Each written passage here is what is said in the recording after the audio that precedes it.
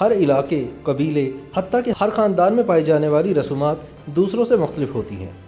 شادی بیاہ، موت اور بچوں کی پیدائش کی رسومات ان کے ماننے والوں کے لیے تو بہت اہمیت کی حامل ہوتی ہیں، جبکہ دیگر لوگوں کو بعض اوقات یہ انتہائی انوکھی اور عجیب و غریب محسوس ہوتی ہیں۔ رسومات کا تعلق یا تو مذہب سے ہوتا ہے یا پھر ثقافت سے۔ زمانے کے بدلتے انداز کے ساتھ لوگوں میں شعور آنے کی وجہ سے کئی دقیانوسی رسومات اور روایات متروک ہو چکی ہیں، لیکن اب بھی کچھ لوگ ایسے ہیں جو انہی پرانی رسومات سے جڑے ہوئے ہیں۔ ایسی ہی چند رسومات کے بارے میں آپ کو بتاتے ہیں۔ مختلف تہذیبوں میں غم کے اظہار کے لیے مختلف انداز اپنائے جاتے ہیں۔ خاص طور پر کسی کی فوتیدگی پر کچھ لوگ سینہ کو بھی کرتے ہیں، کچھ چیختے چلاتے ہیں، جبکہ انڈونیشیا میں ڈانی قبیلے کے لوگ کسی عزیز کے مرنے پر ایک عجیب قسم کا انداز اپناتے ہیں۔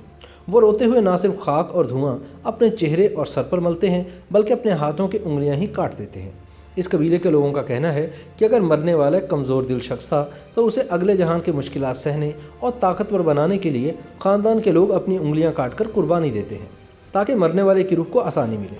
اس لیے مرحوم کی قریبی رشتہ دار خواتین اپنی انگلیوں کے اوپر والی پوریں کاٹ دیتی ہیں۔ انگلیاں کاٹنے سے پہلے ان پوروں کو 30 منٹ کے لیے باندھ دیا جاتا ہے۔ کاٹنے کے بعد انگلیوں کے کٹے ہوئے پوروں کو خشک ہونے کے لیے رکھ دیا جاتا ہے اور بعد میں ایک خاص جگہ جا کر دفن کر دیا جاتا ہے۔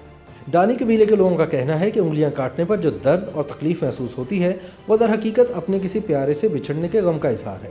اس قبیلے میں نہ صرف موت پر انگلیاں کاٹی جاتی ہیں، بلکہ بچے کی پیدائش کے وقت بچے کی ماں ہی اپنے بچے کی سب سے چھوٹی انگلی کو زور سے دانت کے ذریعے کاٹتی ہے تاکہ وہ دوسروں سے مختلف ہو اور لمبی زندگی جیے۔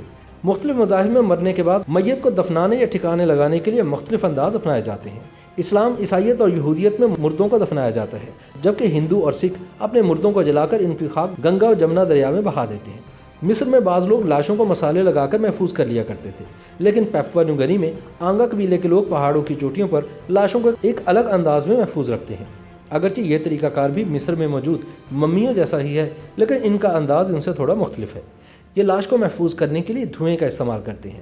لاش کو 30 دن کے لیے ایک جھونپڑی میں آگ جلا کر دھوئیں میں سینکا جاتا ہے، پھر اسے دفنانے یا جلانے کی بجائے گاؤں میں موجود پہاڑوں کی اونچی چوٹیوں پر رسیوں کے ساتھ باندھ کر لٹکا دیا جاتا ہے تاکہ گاؤں میں داخل ہوتے ہی دور سے ان پر نظر پڑتی رہے۔ یہاں کے لوگ لاشوں کو لٹا کر محفوظ کرنے کی بجائے انہیں بیٹھنے کے انداز میں محفوظ کرتے ہیں، جبکہ پہاڑوں پر بانس کی لکڑی سے ٹوکریاں بنا کر ان میں ممی کو بٹھا کر اس کے ہاتھوں اور ٹخنوں کو رسیوں سے باندھ دیا جاتا ہے۔ مردے کے منہ، کان اور ناک کو سی دیا جاتا ہے تاکہ باہر سے کوئی بھی چیز جسم کے اندر داخل نہ ہو۔ لاشوں کو دھوئیں سے سکھانے کے بعد اس پر مٹی سے لیپ کر دیا جاتا ہے، اس سے ممی گلے سڑنے سے محفوظ رہتی ہے۔ آنگا قبیلے کے لوگ اپنے مردوں کو مختلف تہواروں کے دوران پہاڑوں کی چوٹیوں سے اتار کر نیچے لے آتے ہیں اور تہواروں کے ختم ہونے پر انہیں دوبارہ پہاڑوں پر چھوڑ آتے ہیں۔ اگرچہ ہندو مت میں لڑکیوں کی پیدائش پر خوشی کا اظہار نہیں کیا جاتا، لیکن بھارت کی ریاست راجستھان میں بیٹی کی پیدائش کی خوشی میں علاقے میں 111 نئے پودے لگائے جاتے ہیں۔ اگر سالانہ 60 لڑکیاں پیدا ہوں تو گاؤں والے ایک سال میں 2.5 لاکھ درخت اگا لیتے ہیں۔ گاؤں والوں کا ماننا ہے کہ جس طرح لڑکیاں بڑی ہو کر خاندان کو بڑھاتی اور پروان چڑھاتی ہیں، ویسے ہی درخت بھی ان کے ساتھ بڑے ہو کر پھل دینے لگتے ہیں۔ انڈونیشیا میں ماہ رمضان کے آنے کی خوشی میں آگ کے ساتھ ایک کھیل کھیلا جاتا ہے۔ اس کھیل میں آگ سے گولا تیار کیا جاتا ہے جس کی شکل اور کھیلنے کا انداز بھی فٹ بال کی طرز کا ہوتا ہے۔ مقامی لوگ اس کھیل کو سپک بولا آپی کہتے ہیں۔ اس کھیل میں بھی فٹ بال کی طرح ہر ٹیم میں 11 کھلاڑی ہوتے ہیں اور مخالف ٹیم کے خلاف گول بنانے کی کوشش کرتے ہیں۔ یہ کھیل عموماً رات کے وقت ہی کھیلا جاتا ہے۔ اس کھیل کو کھیلنے کے لیے کھلاڑیوں کو روحانی عمل سے گزرنا پڑتا ہے، جس میں کھیل سے پہلے 21 دن کے روزے رکھنا ہوتے ہیں، مختلف ورد کیے جاتے ہیں اور آگ پر پکے ہوئے کھانوں سے پرہیز کیا جاتا ہے۔ کھلاڑی 21 دنوں تک محض تزکیہ نفس کی اس مشق کے بعد ہی روحانی طور پر پاک ہو جاتے ہیں۔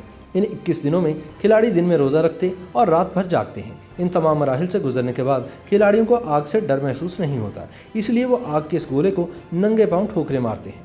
ہندوؤں میں یہ روایت بھی پائی جاتی ہے کہ لڑکی کی باقاعدہ شادی سے پہلے اس کی شادی ایک درخت کے ساتھ کر دی جاتی ہے اور شادی کے بعد اس درخت کو کاٹ دیا جاتا ہے۔ اس مذہب کے ماننے والوں کا یہ کہنا ہے کہ اس طرح لڑکی پر بری بلائیں اثر انداز نہیں ہوتی، اور اگر کوئی برا اثر ہوتا بھی ہے تو وہ درخت کے کٹنے سے ہی دور ہو جاتا ہے۔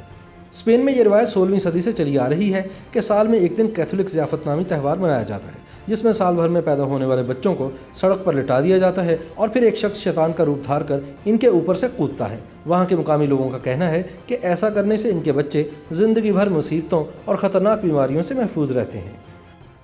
YouTube पर गूगली न्यूज देखने के लिए youtube.com की सर्च बार में गूगली न्यूज टीवी टाइप करें। गूगली न्यूज के पेज पर सुर्ख रंग के सब्सक्रिप्शन वाले बटन पर क्लिक करना ना भूलिए। YouTube पेज पर अपलोड होने वाली वीडियो से बाखबर रहने के लिए बेल आइकन पर क्लिक कीजिए। आपको हर नई वीडियो के बारे में नोटिफिकेशन मौसूल हो जाएगा।